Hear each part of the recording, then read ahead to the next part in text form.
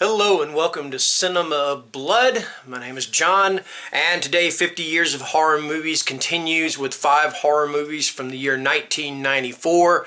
So that being said, let's go ahead and get started with this. This first one, In the Mouth of Madness, is the one that I have had the most trouble, or I have the most trouble kind of summarizing. Alright, so I'm going to cheat a little bit, and I'm going to do a little bit of the summary for it from the Wikipedia page. Alright, so first of all, it was directed by John Carpenter. It is the third movie in what he called his Apocalypse trilogy, which started with The Thing, then went to Prince of Darkness, and now In the Mouth of Madness. Anyway, it stars Sam Neill, it stars Jürgen Prochnow, and Julie Carmen. Alright, so says here, when horror novelist Sutter Kane goes missing, insurance investigator John Trent scrutinizes the claim made by his publisher, Jackson Harglow, and endeavors to retrieve a yet-to-be-released manuscript and ascertain the writer's whereabouts. Accompanied by the novelist's editor, Linda Stiles, and disturbed by nightmares from reading Kane's other novels, Trent makes an eerie nighttime trek to a supernatural town in New Hampshire. And if this sounds Lovecraftian in its nature, it is very Lovecraftian. In fact, some of the stories that they talk about that Kane has written are very similar to stories that Lovecraft has written. And of course, the whole thing going to a New Hampshire town, which is, not, well, Lovecraft, I believe, I think he was Massachusetts. I may be wrong about that, though. Or he may have been New Hampshire, but I can't remember. I'm so sorry about that. But yeah, there's a lot of similarity to Lovecraft's work and to the events of this movie. And it's one of those movies where the line between reality and fantasy or whatever is very blurred. In fact, even the title, In the Mouth of Madness, is very similar to At the Mountains of Madness by Lovecraft. So yes, that is At the Mountains of Madness. Alright, so moving on, we have got Interview with the Vampire. And I know there are a couple of booktubers out there that are Anne Rice fans, and I guarantee you are fans of this movie. Alright. So this is directed by Neil Jordan. The screenplay is by Anne Rice, and it is, of course, based on her novel, Interview with the Vampire. It stars Brad Pitt, Tom Cruise, and Kirsten Dunst. So Interview with the Vampire, if you've never read it, and I'll try not to spoil it too badly, is exactly what it says it is. It is an interview, modern-day interview, with a vampire by the name of Louis, who lives in Louisiana, I believe. And now this goes way back, this is back a long, long time ago, like the 1800s or maybe even earlier. I don't remember exactly what year it takes place. But Louis is bitten by a vampire, and then he is taken under the wing, so to speak, of the vampire Lestat, played by Tom Cruise. And they have their adventures together, and then they run into Claudia and her caretaker, so to speak. Claudia is 10 years old in body and probably way older in actual age itself. She was bitten and made into a vampire at a very young age. But yeah, it is basically about their adventures or misadventures as vampires. And the big controversy this movie caused, the big thing was controversy, was the fact that Tom Cruise was cast as Lestat, and even Anne Rice is like, no, I don't want him. But then after she saw the movie and saw Tom Cruise's performance, she had a change of heart. So yeah, that is Interview with the Vampire. Alright, so next up, we have got Mary Shelley's Frankenstein. And this is directed by Kenneth Branagh. The screenplay is by Steph Lady and Frank Darabont. It is based on the novel, of course, by Mary Shelley. Larry Shelley is her second cousin, twice removed. That's who Larry Shelley is. Anyway, it stars Kenneth Branagh as Dr. Frankenstein, Robert De Niro as the creature, and Helena Bonham Carter as Dr. Frankenstein's love interest, Elizabeth. All right. It's, of course, like I said, it's based, so you know what it's about. I mean, it's about the mad scientist who takes different body parts, sews them all together, and creates a hideous creature that he shuns and turns away from, and this causes this hideous creature to seek revenge, not only on him, but anyone who is associated with him. It's, I won't say it's absolutely faithful to the book, to Frankenstein, but it comes pretty close. I got to admit that.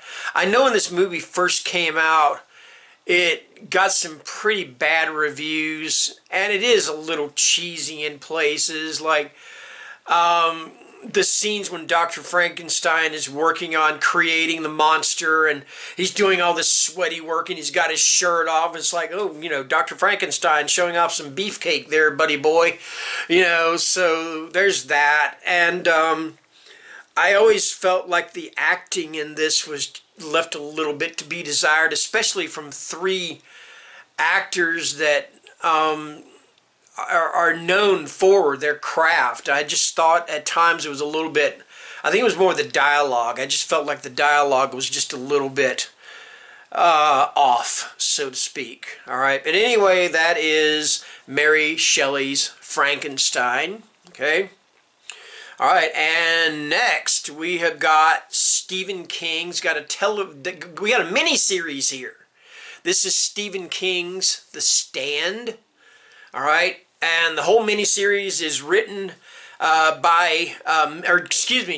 by Mick Garris, and the teleplay is by Stephen King, and it is based on his novel, his massive novel that if you drop it on your foot, you're definitely going to break your foot.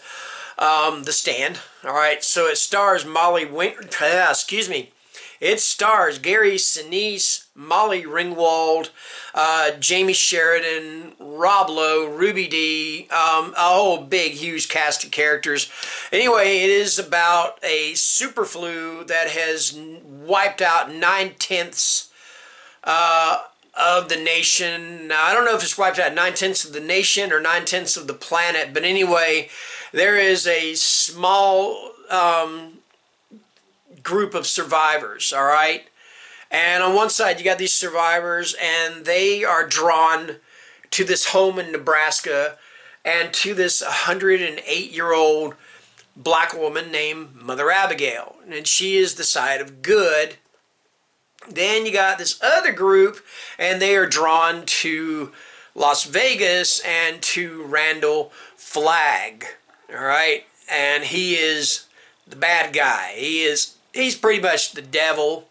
You know, he's known as the walking dude, all that sort of stuff. Yeah, he is the bad dude, and The Stand is basically the stand between good and evil, between these two factions. All right. This was actually a pretty good little mini series. I mean, I know I watched the remake that they did in 2020 or 2021. I hate using this term, but I thought it was a freaking dumpster fire. I just did. I thought it was horrible. And it had a good cast, but I don't know who was responsible for writing it, but no, it was just, I hated it, you know. And I think there's supposed to be a second season, and I'm like, yeah, know what, I'm just going to pass, because it's just, I didn't enjoy it one little bit. All right, and finally we have Wolf, and this is directed by Mike Nichols. It is written by Jim Harrison and Wesley Strick. It stars Jack Nicholson, Michelle Pfeiffer, and James Spader. All right, great cast. All right. Anyway, what it's about is Nicholson's character he's an older employee working at this publishing company, and pretty much what it is that all the young people, all the young employees and all, they're kind of passing him by, and they're taking his ideas, and he's just too, I don't know, too much. And I know you have a lot of people, you guys won't know what this word means unless you look it up, but he's too much of a milquetoast. And the reason I say milquetoast, there used to be a character by the name of Casper Milquetoast. And basically he was this character that just everybody walked over. You know, he just let them do it. All right, he never fought back. He just let them do it. And that's kind of what happens with Nicholson's character. Well, one night he hits a wolf, and then when he goes to see how this wolf is, if it's how badly it's hurt, he is bitten by this wolf, and then throughout the course of the film starts to go through changes in his own physique, not only his physical form, but also his mental form. He becomes more aggressive. He basically goes after what he wants, you know, and just makes a complete turnaround. And James Spader is kind of the bad guy in this movie. And of course, James Spader is absolutely fantastic. And then Michelle Pfeiffer, I mean, you know, you can't go wrong casting Michelle Pfeiffer in anything. She's, first of all, she's absolutely beautiful lady and very talented actress in the first place, you know, above all that. All right. So, yeah, I had a friend of mine, well, it wasn't really a friend, but he complained because he was hoping that in this movie that Nicholson's character would form or turn into a full-grown wolf man or full-blown werewolf or whatever. And that's not exactly what happens. The makeup for Wolf is very reminiscent to me of The Werewolf of London, which starred Henry Hull back in the 1930s or 1940s. I don't remember what year. I'm sorry about that. But yeah, the makeup for it. And the first one I saw it, I was a little bit disappointed too. But then the more I've watched this movie and the more I've enjoyed this movie over the years, I thought, you know what? The makeup works perfectly for this particular movie. All right. So that is it. That is Wolf, and that is going to conclude 50 years of horror movies for 1994. Until next time, take care and stay scared. Bye-bye.